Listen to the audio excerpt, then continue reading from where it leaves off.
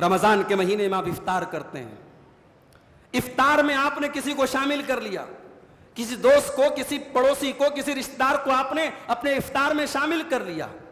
اللہ کے نبی فرماتے ہیں من فطر صائما، جس نے کسی روزے دار کو افطار کرایا، کان لہ مثل اجر الصائم، تو جتنا ثواب اس روزے دار کو مل رہا ہے اتنا افطار کرانے والوں کو بھی مل رہا ہے۔ لا ينقص من اجرہ شیء، اور روزے دار کے ثواب میں کوئی کمی نہیں ہو رہی ہے۔ روزے دار یہ نہ سمجھے کہ میں کسی کے یہاں افطار کر رہا ہوں تو میرے ثواب میں کوئی کمی ہو رہی ہے، اس کو اس کے روزے کا پورا ثواب ملے گا، اور اتنا ہی ثواب افطار کرانے والے کو بھی ملے گا۔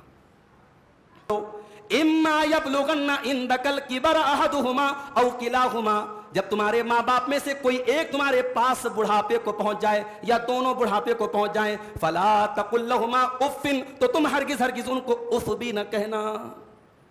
ایسا کیوں کہا اللہ نے؟ بڑھاپے کو پہنچ جائیں تب اف مت کہنا۔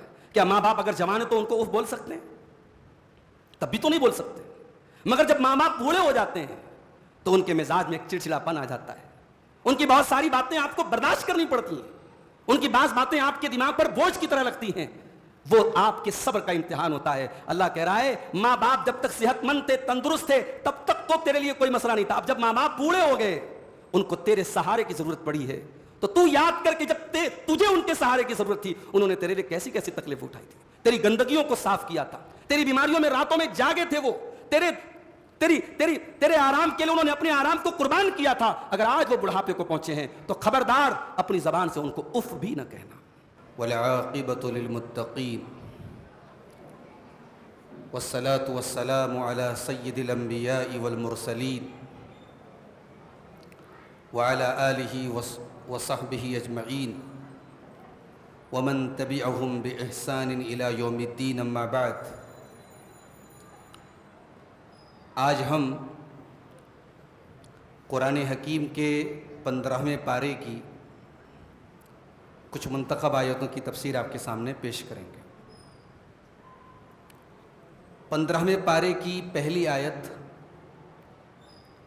جو سورہ بنی اسرائیل کی بھی پہلی آیت ہے، اس آیت کریمہ میں اللہ تبارک و تعالی معراج کے واقعے کو بیان کرتا ہے، اور اس ایک آیت میں معراج کے واقعے کا سبق کیا ہے یہ بھی بتایا گیا، معراج کہاں سے شروع ہوئی اور کہاں تک ہوئی یہ بھی بتایا گیا، اور معراج کے واقعے کی حکمت کیا ہے یہ بھی بتایا گیا۔ سبحان الذی اسری بعبدہ لیلا من المسجد الحرام الى المسجد الاقصى الذي باركنا حوله لنريه من آیاتنا انه هو السمیع البصیر۔ بڑی پاک ہے وہ ذات جو اپنے بندے کو لے کر کے گئی راتوں رات مسجد حرام سے مسجد اقصیٰ تک، لنریہ من آیاتنا، تاکہ ہم ان کو اپنی نشانیاں دکھائیں۔ انہ هو السمیع البصیر، بے شک اللہ تعالیٰ بہت سننے والا جاننے والا ہے۔ سوال یہ ہے کہ معراج کا واقعہ ہمارے نبی صلی اللہ علیہ وسلم کی بہت بڑی فضیلت ہے، مگر قرآن کریم کی اس آیت کی شروعات ہو رہی ہے سبحان الذی سے، بڑی پاک ہے وہ ذات، یعنی آیت کی شروعات نبی کی تعریف سے نہیں ہو رہی ہے، اللہ کی تعریف سے ہو رہی ہے، اور اللہ کی تعریف سے بھی نہیں ہو رہی ہے، اللہ کی تنزیہ سے ہو رہی ہے۔ سبحانہ، اللہ پاک ہے۔ ایسا کیوں بولا گیا؟ اس میں معراج کا سب سے بڑا سبق بتایا گیا کہ جو اللہ اپنے نبی کو رات کے ایک حصے میں مسجد حرام سے بیت المقدس تک کا لمبا سفر، پھر بیت المقدس سے 7 آسمانوں کا سفر، اور پھر سدرۃ المنتہا کا سفر، یہ سارا سفر کرا سکتا ہے، وہ اللہ اس بات سے پاک ہے کہ اس کا کوئی شریک ہو، اس کا کوئی بیٹا ہو، اس کا کوئی ہمسر ہو، اس کے کوئی برابر ہو، وہ ہر قسم کے شرک سے پاک ہے۔ تو معراج کا سب سے بڑا سبق توحید ہے میرے بھائی. اس اللہ تبارک و تعالیٰ کی توحید ثابت ہوتی ہے, اس کی عظمت ثابت ہوتی ہے معراج کے واقعے سے, کہ جو اللہ اپنے نبی کو راتوں رات اتنا بڑا سفر کرا سکتا ہے, اس اللہ کے ساتھ تم پتھر کے بتوں کو شریک کرتے ہو, اس اللہ کے ساتھ تم نبیوں کو شریک کرتے ہو, اس اللہ کے ساتھ تم فرشتوں کو شریک کرتے ہو, اس اللہ کے ساتھ تم اولیاء اللہ کو شریک کرتے ہو. سبحان الذی, اللہ پاک ہے ہر قسم کے شرک سے. اور یہ بھی غور کیجئے, یہاں یہ نہیں کہا گیا اللہ اپنے رسول کو لے کر کے گیا, اللہ اپنے نبی کو لے کر کے گیا, اللہ اپنے محبوب کو لے کر کے گئے, یہ نہیں کہا گیا. سبحان الذی اسری بعبدہ, بڑی پاک ہے وہ ذات جو اپنے بندے کو لے کر کے گئی. اتنی بڑی فضیلت کی بات, اتنا بڑا مقام اللہ تعالیٰ اپنے نبی کا بیان کر رہا ہے, لیکن اپنے نبی کی کون سی صفت یہاں پر اللہ تعالیٰ ذکر کر رہا ہے؟ بعبدہ, اللہ اپنے بندے کو لے کر کے گیا. یعنی اللہ کے نبی کی سب سے بڑی خصوصیت آپ کا بندہ ہونا ہے. آپ کے لیے اعزاز کی بات ہے, آپ کے لیے سمان کی بات ہے, آپ کے لیے آنر کی بات ہے کہ آپ اللہ کے بندے ہیں. آج ہمارے بہت سارے بھائی جب نبی کی تعریف کرتے ہیں تو وہ یہ سمجھتے ہیں کہ نبی کو اللہ کے مقام پر بٹھا دیں تو یہ نبی کی تعریف ہے. نہیں نہیں نہیں, نبی کی تعریف نبی کے بندہ ہونے میں ہے, اور اللہ کے نبی خود فخر کرتے تھے کہ میں اللہ کا بندہ ہوں. اسی لیے اللہ کے نبی کہا کرتے تھے لا تطرونی کما اطرت النصارى عیسی ابن مریم, او لوگو تم مجھے اتنا نہ بڑھانا جتنا عیسائیوں نے عیسی ابن مریم کو بڑھایا تھا. انما انا عبد, میں تو اللہ کا بندہ ہوں. فقولوا عبد اللہ ورسولہ, تم مجھے اللہ کا بندہ کہا کرو, اللہ کا رسول کہا کرو. اور یہاں ایک غلط فہمی کی اور تردید ہو جاتی ہے. اگر کوئی یہ سمجھتا ہے کہ معراج کا واقعہ خواب میں ہوا, یا معراج اللہ کے رسول صلی اللہ علیہ وسلم کی روح کے ساتھ ہوئی, آپ کا جسم نہیں گیا تھا, اس نظریے کی بھی تردید ہو رہی ہے. اللہ نے کہا بڑی پاک ہے وہ ذات جو اپنے بندے کو لے گئی. بندے کا لفظ بتا رہا ہے کہ اللہ کے نبی جسمانی حالت, جسم کے ساتھ گئے تھے اور بیداری کی حالت میں گئے تھے. یہ واقعہ خواب میں نہیں ہوا تھا, اور یہ اس واقعے میں صرف روح نہیں گئی تھی بلکہ اللہ کے نبی کی روح اور باڈی دونوں اس سفر میں گئی تھی. اچھا, یہ سفر کہاں سے کہاں تک ہوا؟ مسجد حرام سے مسجد اقصی تک. مسجد حرام کو تو صرف مسجد حرام کہا گیا, لیکن مسجد اقصی کا جب اللہ نے ذکر کیا تو کیا کہا؟ الی المسجد الاقصی الذی بارکنا حولہ, یہ سفر اس مسجد اقصی تک ہوا جس مسجد اقصی کے آس پاس کی سرزمین کو ہم نے برکت والا بنایا ہے. قرآن کریم میں اللہ تعالیٰ نے 5 مقامات پر سرزمین شام کو برکت والی سرزمین کہا ہے. کیوں برکت والی سرزمین تھی؟ آج بھی وہ سرزمین بڑی برکت والی ہے. کیوں؟ وہ نبیوں کی سرزمین ہے. حضرت یعقوب علیہ السلام, حضرت یوسف علیہ السلام, اور اسی طریقے سے بہت سارے انبیاء کی سرزمین. حضرت عیسیٰ علیہ السلام وہیں پیدا ہوئے. انبیاء کی سرزمین ہے وہ. زیتون کے درختوں کی بھرمار ہے جو بڑا برکت والا درخت ہے, جس کی قرآن میں اللہ نے قسم کھائی ہے. تو دنیاوی اعتبار سے بھی اور دینی اعتبار سے بھی وہ سرزمین برکتوں والی سرزمین ہے. اللہ نے فرمایا بڑی پاک ہے وہ ذات جو اپنے بندے کو مسجد حرام سے مسجد اقصی تک لے کر کے گئی, جس کے آس پاس ہم نے برکتیں نازل کی ہیں. لِنُرِيَهُ مِنْ آیَاتِنَا, تاکہ ہم اپنے بندے کو اپنی نشانیاں دکھائیں. یہ لفظ بتا رہا ہے کہ مسجد حرام سے مسجد اقصی تک کا جو سفر ہے, سفر یہیں پہ ختم نہیں ہوا ہے, اس کے آگے بھی سفر ہوا تھا. اگر کوئی یہ سمجھتا ہے کہ معراج کا واقعہ یہیں تک ختم ہو گیا تو پھر اس کا کیا مطلب ہے؟ لِنُرِيَهُ مِنْ آیَاتِنَا, تاکہ ہم اپنے نبی کو اپنی نشانیاں دکھائیں. بیت المقدس تو مسلمان بھی دیکھتے تھے, کافر بھی دیکھتے تھے, اچھے بھی دیکھتے تھے, برے بھی دیکھتے تھے. بیت المقدس کو دیکھنا یہ کوئی بہت بڑی بات نہیں ہے. لِنُرِيَهُ مِنْ آیَاتِنَا کا یہ لفظ بتا رہا ہے کہ معراج کا واقعہ اس کے آگے بھی ہوا ہے, اور حدیث میں اس کی پوری تفصیل موجود ہے کہ اللہ کے نبی صلی اللہ علیہ وسلم 7 آسمانوں پر گئے, وہاں نبیوں سے ملاقات ہوئی, جنت کے مناظر آپ کو دکھائے گئے, جہنم کے مناظر آپ کو دکھائے گئے, مختلف آپ کی امت کے اور انسانوں میں مختلف قسم کے گنہگاروں کو جو عذاب دیا جا رہا ہے وہ عذاب آپ کو دکھایا گیا. پھر اللہ تبارک و تعالیٰ نے آپ سے کلام کیا اور آپ کے اوپر نمازیں فرض ہوئیں. یہ ساری تفصیلات آپ کو حدیث کی کتابوں میں ملے گی. یہاں اللہ نے بس ایک لفظ کے ذریعے اشارہ کر دیا لِنُرِيَهُ مِنْ آيَاتِنَا، تاکہ ہم اپنے نبی کو اپنی نشانیاں دکھائیں. اس کے بعد اللہ تبارک و تعالیٰ نے یہودیوں کا ذکر کیا. اچھا، یہ معراج کا واقعہ بیان کرنے کے فوراً بعد اللہ تعالیٰ نے موسیٰ علیہ السلام کا اور یہودیوں کا ذکر کیوں کیا؟ کیونکہ اب تک اللہ کے رسول کے آنے کے پہلے جتنے نبی آئے تھے سب بنی اسرائیل میں سے آئے تھے، سب حضرت ابراہیم کی نسل میں سے آئے تھے. آخری نبی حضرت اسماعیل علیہ السلام کی نسل سے آئے. ہمارے آخری نبی، پیارے نبی جناب محمد رسول اللہ صلی اللہ علیہ وسلم حضرت اسماعیل کی نسل سے آئے.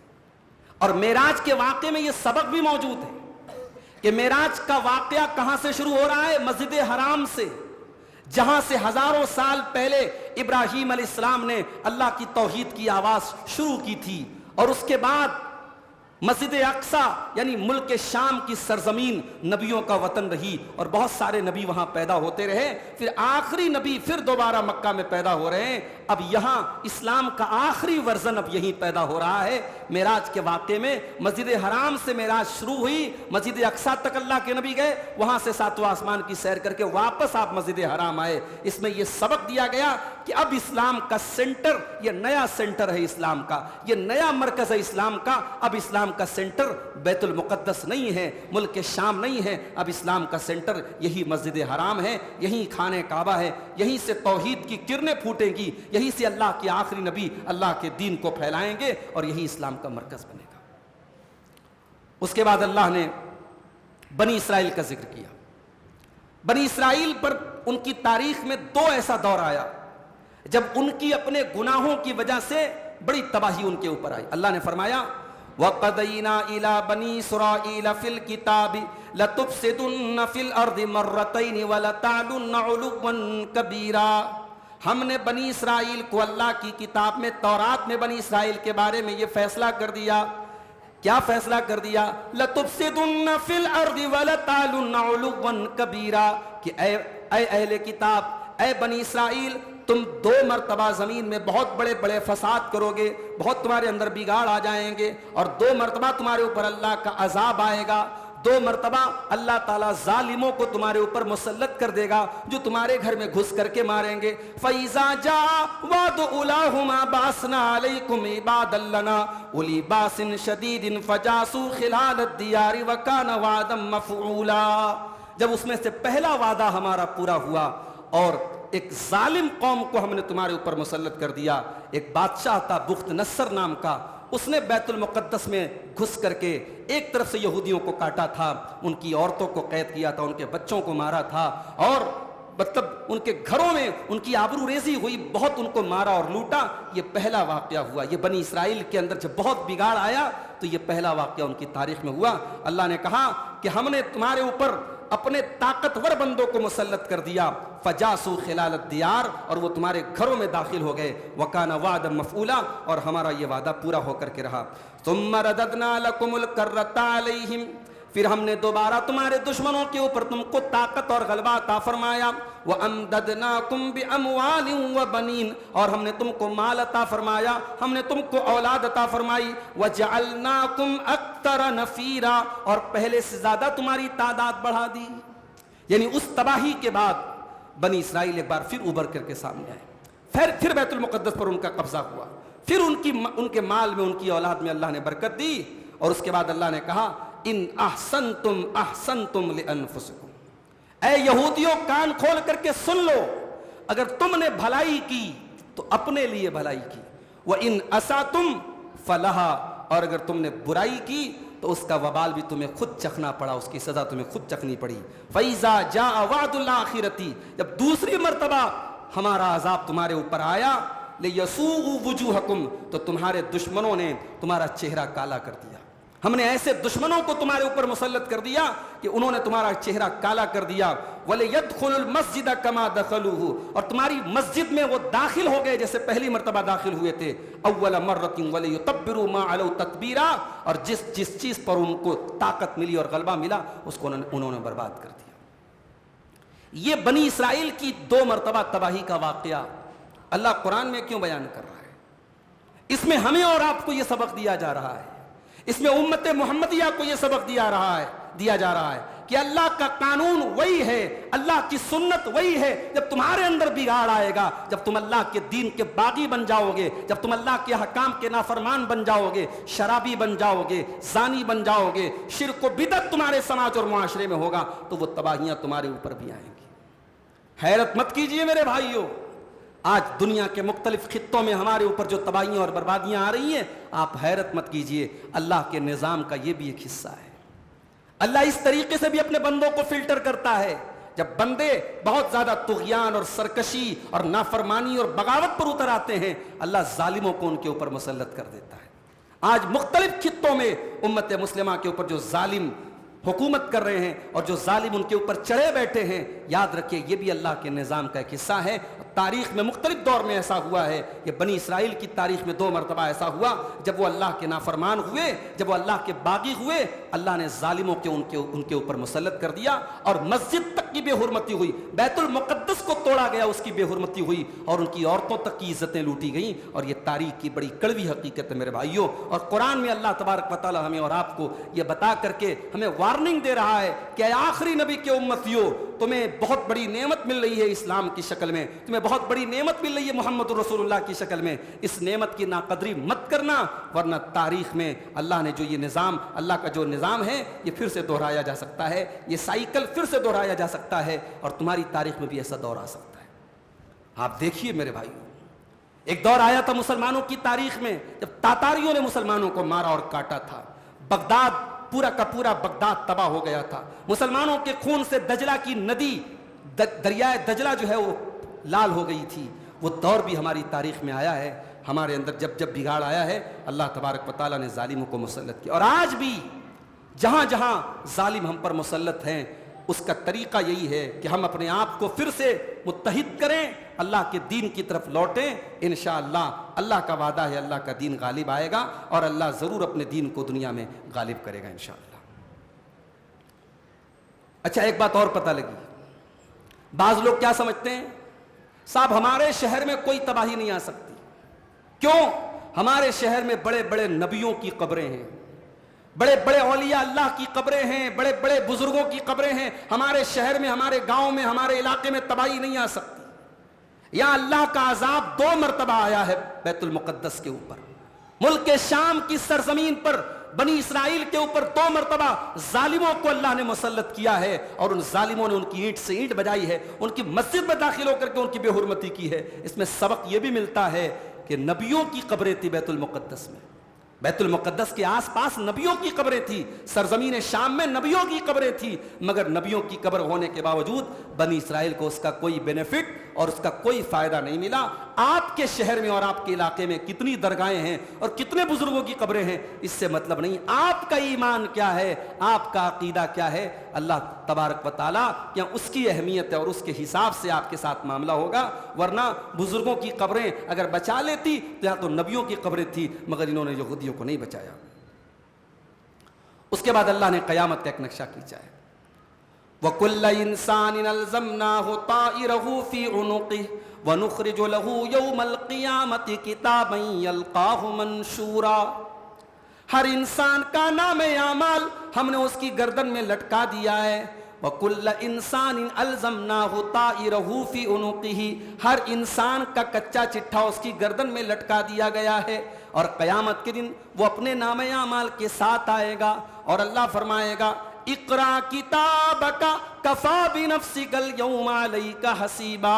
میرے بندے تو اپنی کتاب کو پڑھ لے, تو اپنے نام اعمال کو پڑھ لے, تو اپنی زندگی بھر کے کچے چٹھے کو پڑھ لے, تو دیکھ لے تیرے ساتھ کیا حساب و کتاب ہونا چاہیے. اگر انسان اس قرآن کی اس آیت پر میرے بھائیوں غور کر لے تو دنیا کی لذتوں میں انسان ڈوبے نہ.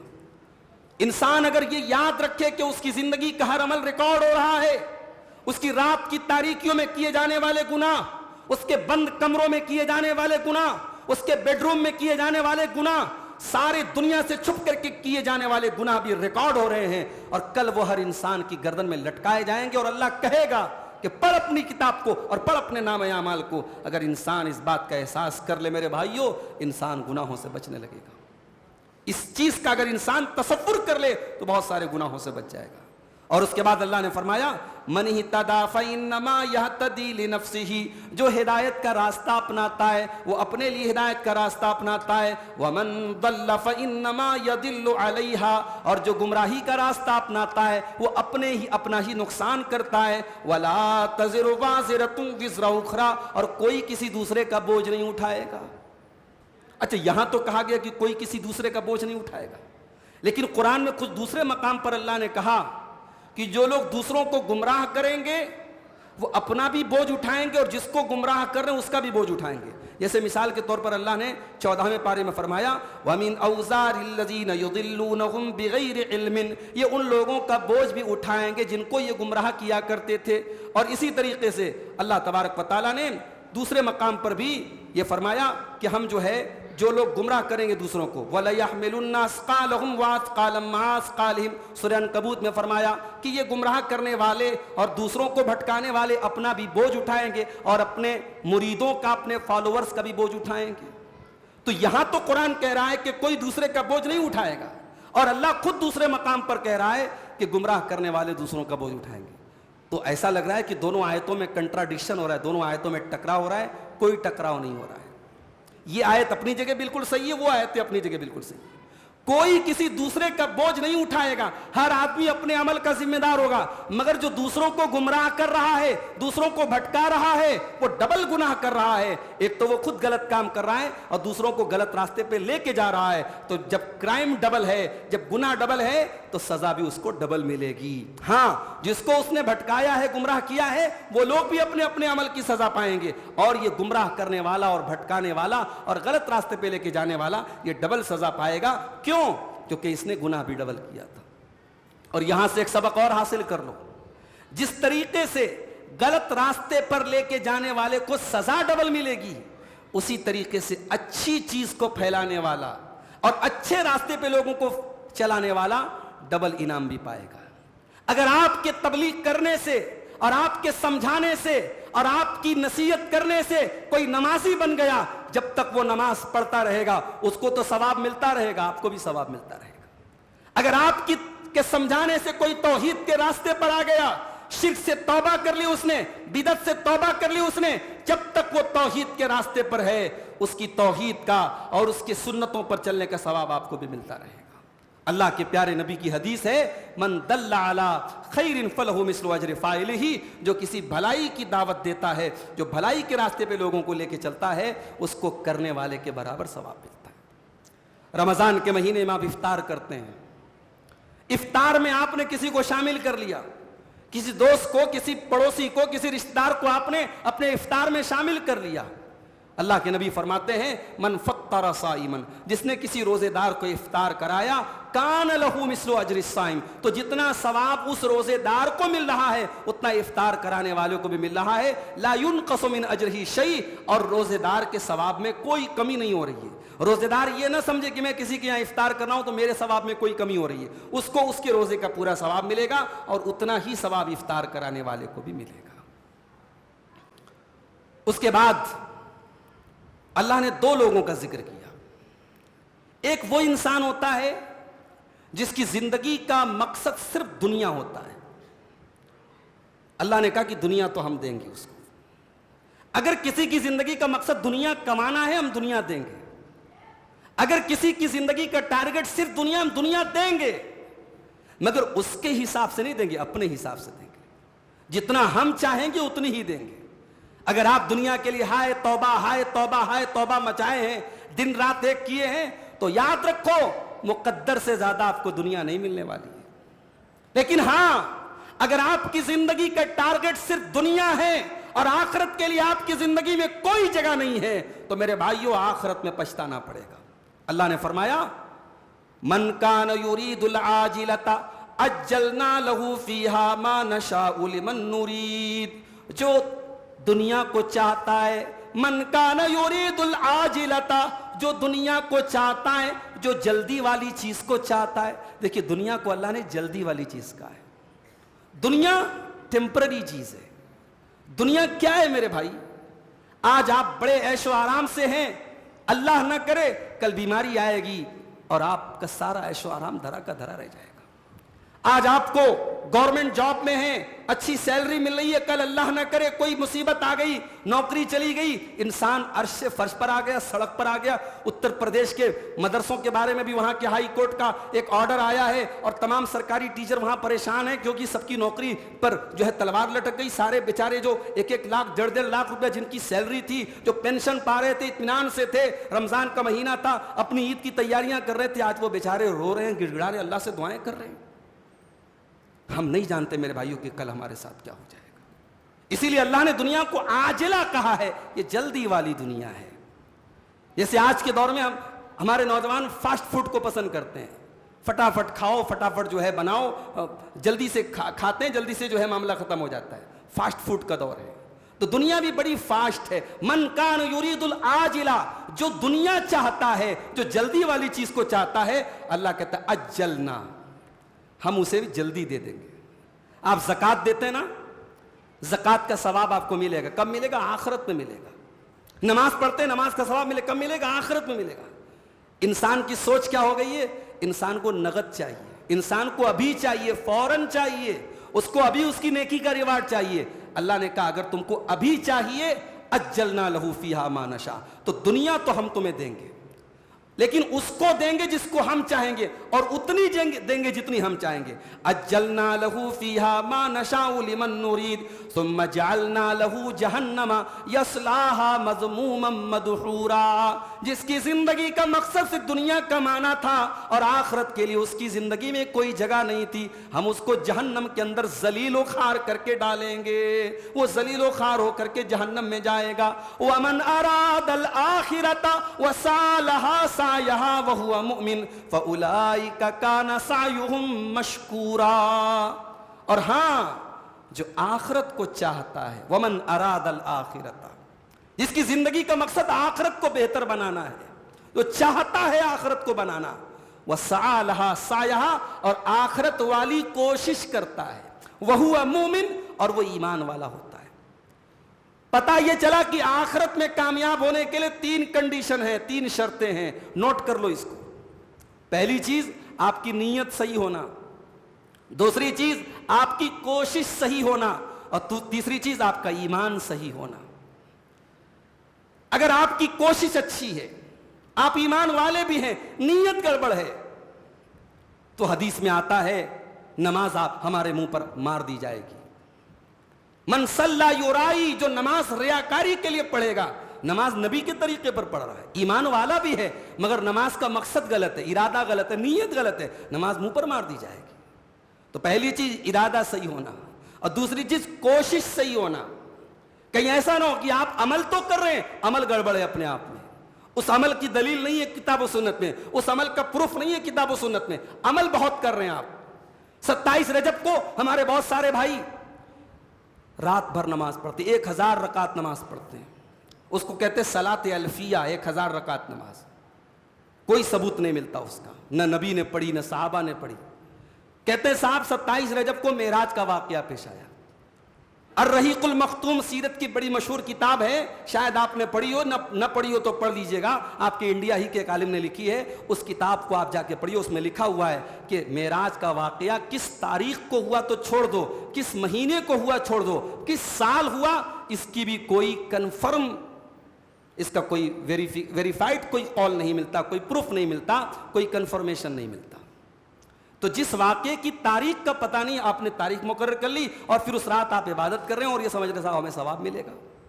ومن اراد الاخرۃ، جو آخرت کا ارادہ کرے گا، وسعى لها سعیہا، اور اس کے لیے صحیح کوشش کرے گا، وہو مومن، اور وہ ایمان والا ہوگا. اولئک کان سعیہم مشکورا، اللہ فرماتا ہے کہ ایسے لوگوں کی کوشش کی اللہ تعالیٰ قدر کرے گا، ان کی کوششوں کا ثواب دے گا. یہ 3 کنڈیشن جب آپ کی پوری ہوگی تب آپ کی نیکیاں اللہ تبارک و تعالیٰ کے کام آئیں گی. اس کے بعد اللہ تبارک و تعالیٰ نے کچھ نصیحتیں ہمیں کی. وَقَضَىٰ رَبُّكَ أَلَّا تَعْبُدُوا إِلَّا إِيَّاهُ, تمہارے رب کا یہ فیصلہ ہے کہ عبادت کرو تو صرف اور صرف اسی کی کرو, اس کی عبادت میں کسی کو شریک نہ کرو.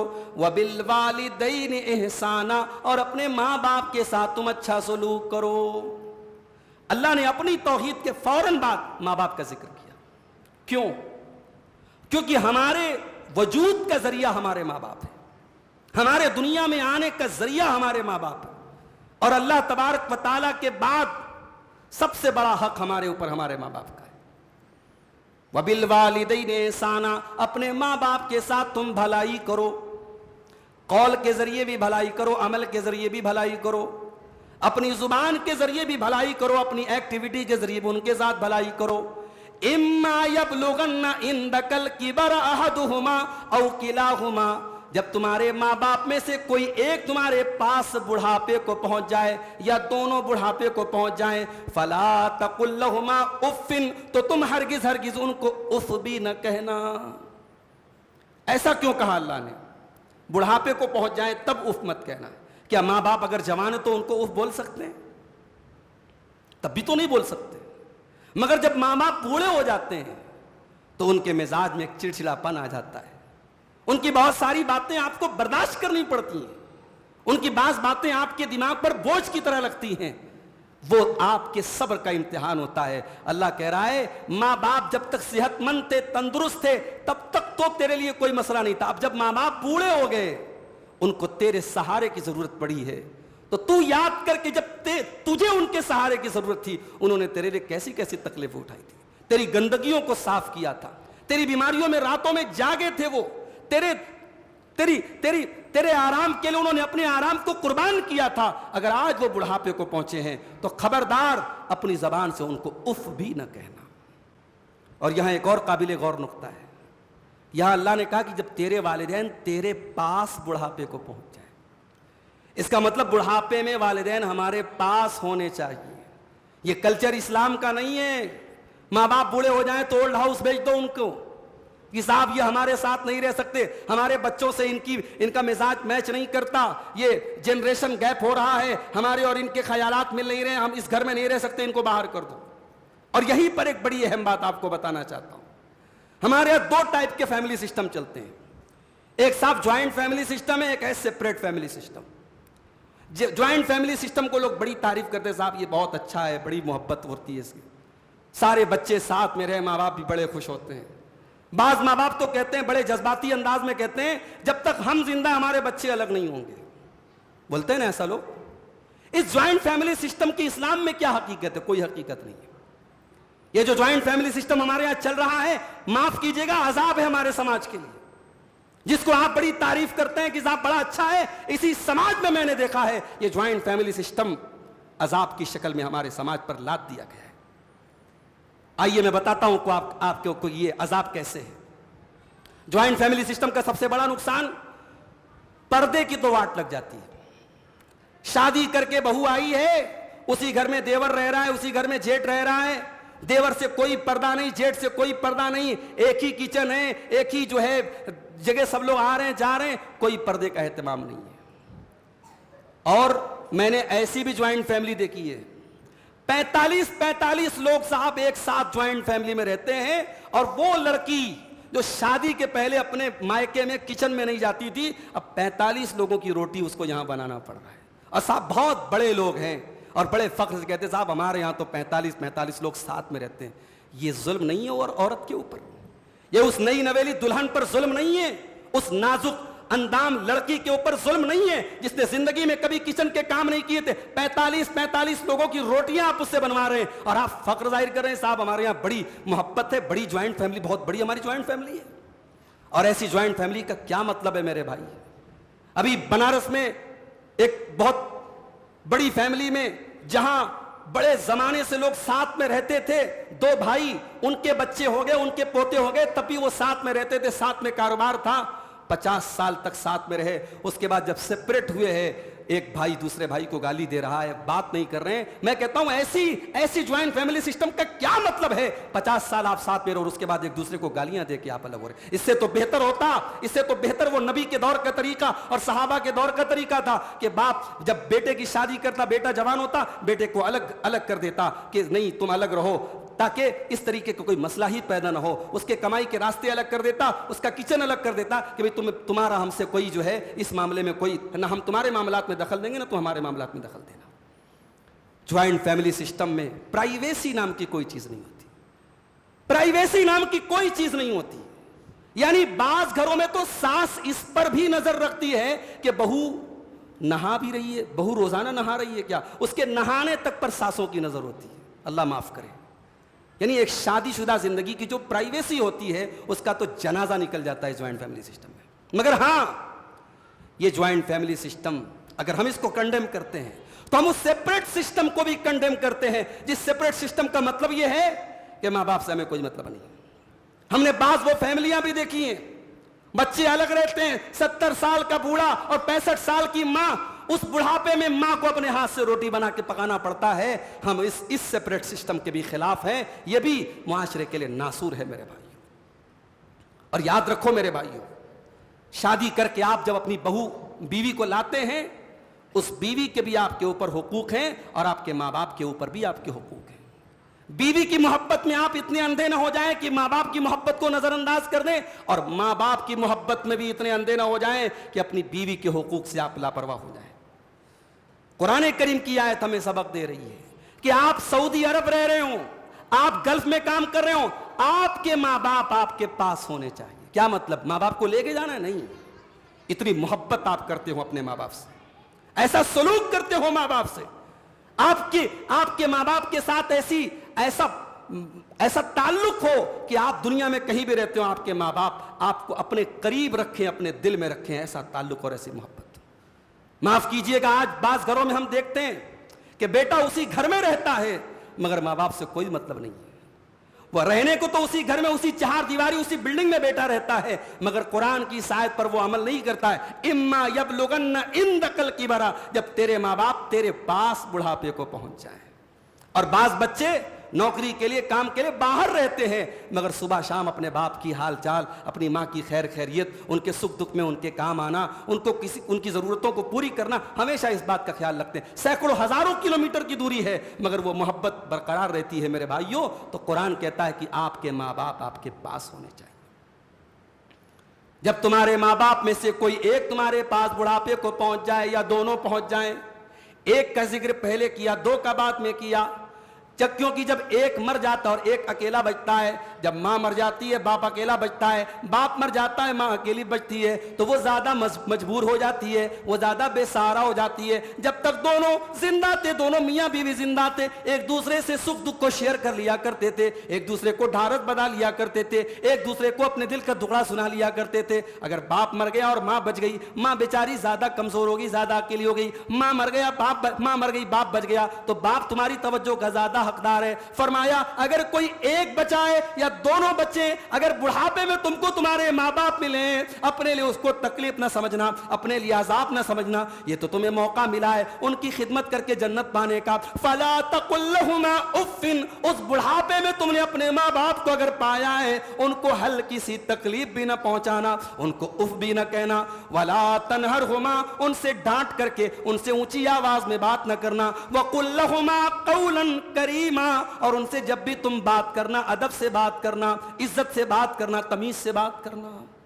وَخْفِضْ لَهُمَا جَنَاحَ الذُّلِّ مِنَ الرَّحْمَةِ, اور اپنے ماں باپ کے لیے اپنے آپ کو جھکا دینا, اپنے آپ کو نرم بنا لینا, اپنے نرمی کے بازوؤں کو جھکا دینا. ان کے سامنے اپنے آپ کو بڑا نہ سمجھنا, ان کے سامنے اپنے عہدے کا, اپنے رتبے کا تم روب نہ جھاڑنا. بعض لوگ ہوتے ہیں, کوئی اونچا پوسٹ مل گیا, کوئی اونچا عہدہ مل گیا تو ماں باپ پر بھی روب جھاڑتے. معاف کرنا میرے بھائی, آپ جتنے بھی اونچے ہو جائیں, جب ماں کے قدموں پر پہنچو تو یہ سمجھو کہ یہ میری کائنات ہے, یہ میری جنت ہے. اب دنیا کے لیے بہت بڑے آفیسر ہوں گے, دنیا کے لیے بہت بڑے منتری ہوں گے, دنیا کے لیے بہت بڑے ایم ایل اے اور ایم پی ہوں گے, اپنی ماں کے لیے آپ ایک بیٹے ہیں, اور ماں کے قدموں پر جب پہنچو تو یہ سوچ کر کے پہنچو کہ یہ میری جنت اور یہ میری کائنات ہے.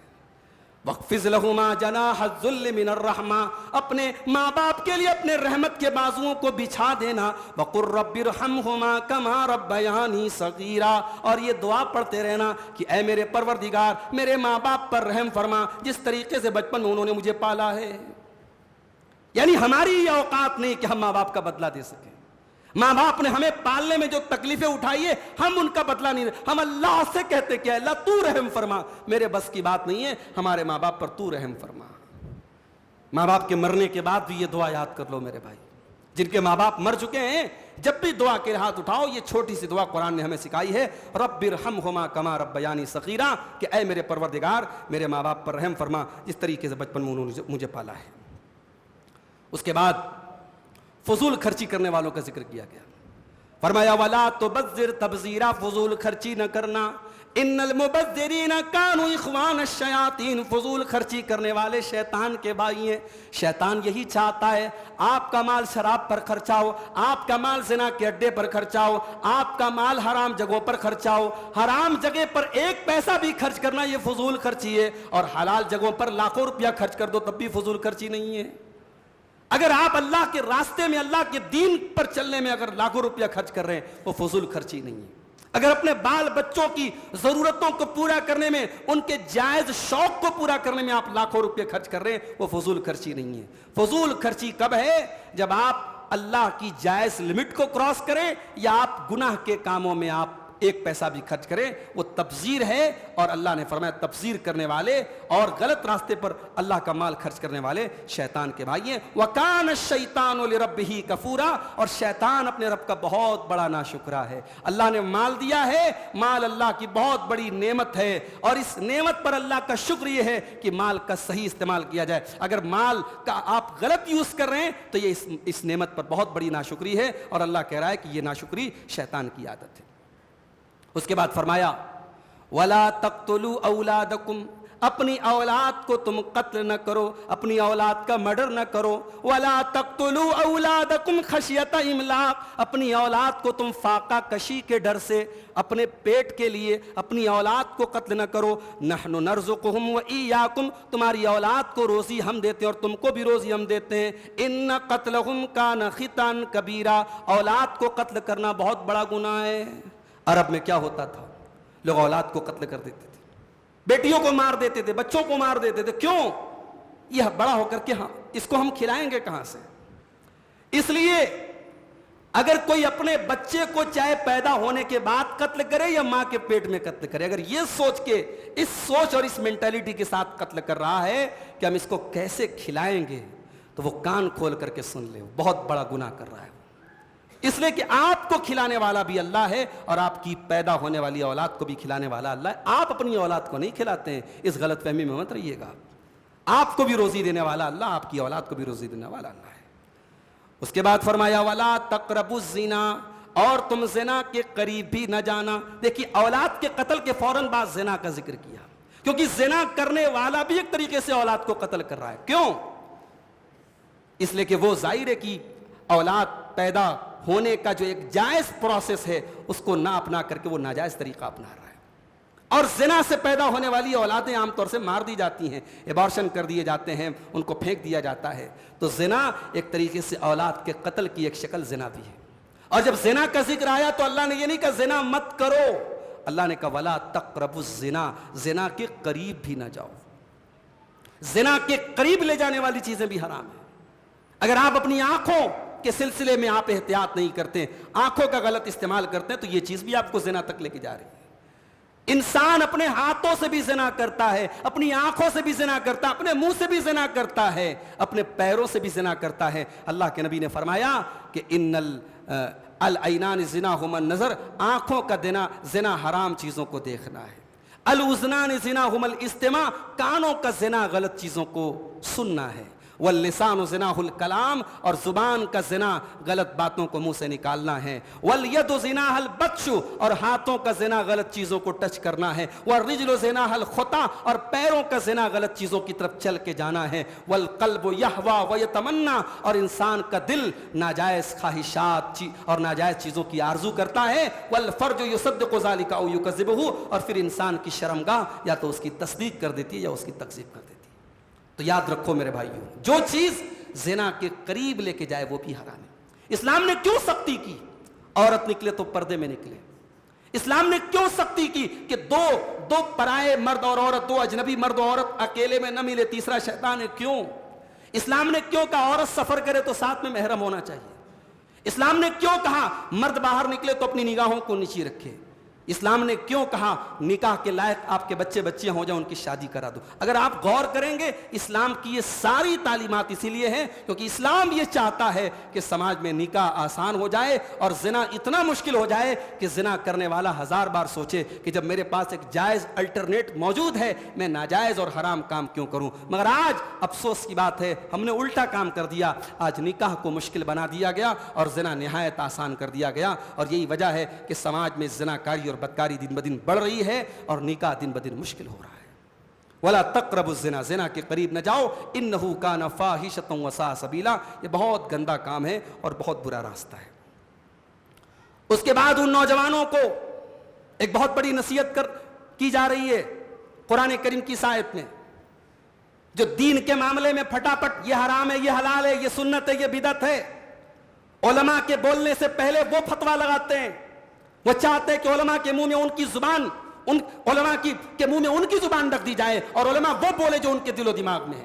نہیں میرے بھائی، آپ اپنی اوقات میں رہیں تو بہتر ہے، اپنی حد میں۔ انسان کو چاہیے کہ اپنی حد میں رہے۔ اللہ نے فرمایا وَلَا تَقْفُ مَا لَيْسَ لَكَ بِهِ علم، جس چیز کی تمہیں نالج نہ ہو اس چیز کے پیچھے نہ پڑو، جس چیز کی تمہیں معلومات نہیں ہے اس چیز پر کوئی کمنٹ نہ کرو۔ ان السمع والبصر والفؤاد کل اولئک کان عنہ مسئولا، اللہ کے یہاں آپ کے کان کا بھی حساب ہوگا، آپ کی آنکھوں کا بھی حساب ہوگا اور آپ کے دل کا بھی حساب ہوگا۔ دل کے ارادے پر پکڑ نہیں اللہ کے یہاں، مگر دل میں اگر آپ نے کسی کام کا پکا ارادہ کر لیا اس کی پکڑ ہوگی اللہ کے یہاں۔ کان کا بھی حساب اور آنکھوں کا بھی حساب اور دل کا بھی حساب ہوگا، اور زبان سے آپ جو بولتے ہیں اس کا بھی حساب ہوگا۔ اس لیے اللہ کہہ رہا وَلَا تَقْفُ مَا لَيْسَ لَكَ بِهِ علم، جس چیز کی تمہیں نالج نہیں ہے اس چیز کے پیچھے مت پڑو۔ جس چیز کے بارے میں کنفرم پتہ نہ ہو کہ ہاں یہ حلال ہے تب تک اس کو حلال مت بولو، جس چیز کے حرام ہونے کی کنفرم دلیل نہ ہو اس کو حرام مت بولو۔ کسی چیز کو حلال و حرام کہہ دینا اتنا آسان کام نہیں ہے۔ اپنے نوجوانوں سے کہنا چاہتا ہوں جب مسئلہ دین کہا جائے، جب مسئلہ حلال و حرام کہا جائے، جب مسئلہ سنت اور بدعت کہا جائے، اپنی زبانوں کو تھوڑا کنٹرول رکھو اور قرآن کی آیت کو ہمیشہ اپنے سامنے رکھو۔ وَلَا تَقْفُ مَا لَيْسَ لَكَ بِهِ علم، جس چیز کی تمہیں نالج نہیں ہے اس چیز پر کوئی کمنٹ مت کرو۔ اس کے بعد سورہ کہف شروع ہوتی ہے۔ سورہ کہف میں اللہ تبارک و تعالیٰ نے اصحاب کہف کا واقعہ بیان کیا۔ یہ اصحاب کہف کون تھے؟ یہ چند نوجوان تھے، یہ بہت رچ فیملی سے ان کا تعلق تھا، بڑے گھر سے ان کا تعلق تھا۔ ان کے دور میں شرک ہو رہا تھا، اللہ نے ان کو توحید کی سمجھ دی۔ ان کو یہ احساس ہوا کہ اگر ہم نے اپنی توحید کا اعلان کیا تو ہمارے بستی والے ہمیں زندہ نہیں چھوڑیں گے۔ تو یہ بیچارے چند نوجوان اپنی توحید کو اور اپنے دین کو بچانے کے لیے اپنا محل چھوڑ کر کے، اپنے ماں باپ کی حویلی چھوڑ کر کے اور اپنی وہ عیش و آرام کی زندگی چھوڑ کر کے کہاں چلے گئے؟ ایک پہاڑ کی گفا میں چلے گئے، غار میں چلے گئے، اور وہاں جا کر کے یہ سو گئے۔ اور جب یہ سو گئے تو اللہ تبارک و تعالیٰ نے اپنی خاص قدرت سے ان کو 309 سال تک سلائے رکھا۔ 309 سال تک یہ سوئے رہے، اور جب یہ اٹھے تو ان کو لگا کہ ہم لوگ 8 گھنٹے 10 گھنٹے 12 گھنٹے سوئے ہوں گے، صبح سوئے تھے شام ہو گئی ہوگی۔ تو جب انہوں نے اپنے ایک آدمی کو باہر پیسہ دے کر کے، کرنسی دے کر کے بھیجا، اور اس تاکید کے ساتھ بھیجا کیونکہ ان کو پتا تھا کہ ہماری پوری قوم مشرک ہے تو کوئی حرام کھانا نہ کھائیں گے ہم، تو پیسہ دے کے بھیجا کہ جاؤ بھائی حلال چیز کوئی مل رہی تو لے کے آؤ۔ تو جب وہ باہر گیا اور وہ کرنسی اس نے جا کے وہ سکہ جب نکالا تو پتہ لگا صاحب یہ تو 300 سال پہلے کا سکہ ہے۔ تو پھر اس دور کا جو بادشاہ تھا، جو 300 سال بعد کا جو بادشاہ تھا، وہ توحید والا تھا، تو اس نے پھر ان لوگوں کو بلایا اور پھر ان کے کو عزت دی گئی اور سمان دیا گیا۔ پھر کچھ بدعتی لوگوں نے کہا کہ صاحب اب ان کو جب اوریجنل ان کی موت ہو گئی تو ان کے مرنے کے بعد ان کی قبر پہ ہم مسجد بنا لیں، ان کی قبر پہ مسجد بنانے کی کچھ بدعتی لوگوں نے بات کی۔ یہ پورا واقعہ اللہ نے تفصیل سے بیان کیا سورہ کہف میں۔ یہاں جو نوٹ کرنے والی بات ہے کہ اللہ نے اصحاب کہف کا نام نہیں بتایا, اللہ نے اصحاب کہف کی گنتی کو بھی کلیئر کسی آیت میں نہیں بتایا, لیکن اصحاب کہف کے بارے میں ایک بات اللہ تعالیٰ نے ہائی لائٹ کر کے بتائی ہے. کیا بات ہے وہ؟ انہم فتیۃ آمنوا بربہم وزدناہم ھدا, یہ چند نوجوان تھے جو اپنے رب کے اوپر ایمان لائے. یہ ہے بات, اللہ نے اس کو ہائی لائٹ کیا ہے کہ دیکھو میرے بندو اور میرے وہ بندو جو نوجوان ہو, اگر تمہیں کبھی دین پر عمل کرنے میں مشکلات آئیں اور تمہیں یہ لگے کہ دین پر عمل کرنا بہت مشکل ہے, بڑے چیلنجز ہیں ہمارے راستے میں, تو اصحاب کہف کو یاد کر لینا. وہ بھی تمہاری طرح نوجوان تھے, ان کے اندر بھی وہی ایموشنز تھے جو تمہارے اندر ہیں, ان کے سامنے بھی وہی چیلنجز تھے جو تمہارے ساتھ ہیں. ان نوجوانوں نے کسی چیز کی پرواہ نہیں کی, نہ باپ کی پراپرٹی کی پرواہ کی, نہ ماں کے پیار کی پرواہ کی, نہ محل کے عیش و آرام کی پرواہ کی. سب چھوڑ چھاڑ کے ایک پہاڑ کی گفا میں چلے گئے. کیوں چلے گئے؟ اپنے دین کو بچانے کے لیے. اللہ اس کائنات کے تمام نوجوانوں کو سبق دے رہا ہے کہ the most important thing, تمہاری زندگی کی سب سے اہم چیز تمہارا دین اور تمہارا عقیدہ ہونا چاہیے. اگر اس عقیدے پر آنچ آ رہی ہو تو اپنے ماں باپ کو چھوڑا جا سکتا ہے, اپنے گھر کو چھوڑا جا سکتا ہے, اس دین اور عقیدے سے کمپرومائز نہیں کیا جا سکتا ہے. یہ بہت بڑا سبق ہمیں اصحاب کہف کے واقعے سے ملتا ہے. اور اس کے بعد حضرت موسیٰ اور حضرت خضر کا واقعہ اللہ نے 15ویں پارے کے لاسٹ میں بیان کیا. حضرت موسیٰ علیہ السلام ایک مرتبہ بنی اسرائیل میں تقریر کر رہے تھے, خطبہ دے رہے تھے. کسی نے پوچھا کہ اس دور کا سب سے بڑا عالم کون ہے؟ تو حضرت موسیٰ کو جواب یہ دینا چاہیے تھا سب سے بڑا عالم اللہ ہے, لیکن حضرت موسیٰ نے کہہ دیا کہ سب سے بڑا عالم اس دور میں ہوں. وہ نبی تھے, انہیں لگا کہ بھائی اس دور میں مجھ سے بڑا عالم کون ہے, میں نبی ہوں. تو اللہ تبارک و تعالیٰ کو حضرت موسیٰ کا یہ جواب پسند نہیں آیا. اللہ نے حضرت موسیٰ سے کہا کہ اے موسیٰ, میرا ایک بندہ ہے جو تم سے بھی زیادہ علم رکھتا ہے. اب حضرت موسیٰ نے حضرت یوشع بن نون کو, جو ایک نوجوان تھے, ان کو اپنے ساتھ میں لیا اور حضرت خضر کی تلاش میں نکلے. اب اس کے بعد اللہ تعالیٰ نے ایک نشانی بتائی تھی کہ جہاں تمہاری مچھلی تمہارے تھیلے میں سے نکل جائے گی, سمجھو وہیں پر تمہاری ملاقات ہوگی. جہاں دو دریا آپس میں ملتے ہیں وہیں پر حضرت خضر سے ملاقات ہوگی. بہرحال حضرت موسیٰ جب حضرت یوشع بن نون کے ساتھ جا رہے تھے تو راستے میں ان کو بھوک لگی. تو حضرت موسیٰ نے حضرت یوشع سے کہا کہ بھائی وہ مچھلی ہم لوگ رکھے تھے, ذرا مچھلی نکالو. تو حضرت یوشع نے کہا کہ وہ مچھلی تو ایک جگہ نکل گئی, اچانک نکل کر کے اس نے راستہ بنا لیا زمین میں, کہاں چلی گئی مجھے نہیں سمجھ میں آیا. تو کہا تم نے یہ بات مجھے پہلے کیوں نہیں بتائی, وہی اسی جگہ کی تو تلاش تھی ہمیں. تو بہرحال وہ پھر اپنے نشان پر واپس آئے اور وہاں پر پہنچے جہاں پہ حضرت خضر تھے. حضرت خضر سے ان کی ملاقات ہوئی. اب جب حضرت خضر سے ملاقات ہوئی تو حضرت موسیٰ اتنے بڑے نبی ہیں, بڑے ادب کے ساتھ کہتے ہیں حل اتبعک علی ان تعلمنی مما علمت رشدا, کہ اے خضر کیا میں آپ کی اتباع کر سکتا ہوں, کیا میں آپ کو فالو کر سکتا ہوں؟ میں چاہتا ہوں کہ جو علم اللہ نے آپ کو دیا ہے اس میں سے آپ تھوڑا مجھ کو بھی سکھا دیں. اس سے سبق یہ ملا کہ شاگرد کو اگر استاد سے علم حاصل کرنا ہے تو اس کی جوتیاں سیدھی کرنی پڑیں گی. یہ نہیں کہ صاحب آپ ترم خاں بنے رہے, تیسمار خاں بنے رہے اور سے کہیں صاحب ہم کو علم مل جائے. علم سیکھنے کے لیے تو ڈاؤن ہونا پڑے گا, استاذ کی جوتیاں سیدھی کرنی پڑیں گی. موسیٰ علیہ السلام جیسا پیغمبر ادب سے کہہ رہا ہے کہ حضرت میں سیکھنا چاہتا ہوں, میں چاہتا ہوں آپ کو فالو کروں, تو کیا آپ تھوڑا سا ٹائم دیں گے مجھے؟ حضرت خضر نے کہا بھائی ٹائم تو میں دے دوں گا, مگر ایک پرابلم ہے. پرابلم یہ ہے کہ تم صبر نہیں کر پاؤ گے, کیونکہ ایسی ایسی چیزیں تمہیں دکھیں گی جو تمہارے حساب سے غلط ہوں گی, تم صبر نہیں کر پاؤ گے. تو حضرت موسیٰ علیہ السلام نے کہا کہ میں صبر کروں گا. تو حضرت خضر نے کہا ٹھیک ہے, آپ کو ایک کام یہ کرنا ہے کہ آپ کو کچھ پوچھنا نہیں ہے, جو ہو رہا ہے دیکھتے رہنا ہے, پوچھنا نہیں. اگر آپ پوچھیں گے پھر ہمارا آپ کا ساتھ ختم. کہا ٹھیک ہے کوئی بات نہیں. اب یہ لوگ چلے تو ایک کشتی کے پاس سے ان کا گزر ہوا. اب حضرت موسیٰ حضرت خضر دونوں کشتی پر جب چڑھ گئے, کشتی والوں نے دیکھا کہ بھائی دو نیک لوگ ہیں, اللہ والے لوگ ہیں, ان کو فری میں بٹھا لیا, ان سے کرایہ بھی نہیں لیا. جب کشتی تھوڑی دور آگے بڑھی تو حضرت خضر نے اس کشتی کا ایک تختہ نکالنا, اس کشتی میں سوراخ کرنا شروع کر دیا, ایک تختہ نکالنا شروع کر دیا. حضرت موسیٰ بول پڑے ارے ان لوگوں نے آپ کو سہارا دیا, فری میں آپ کو کشتی میں بٹھایا اور آپ انہی کا بیڑا غرق کر رہے ہیں, کشتی کو ڈبانے کے چکر میں لگے ہیں.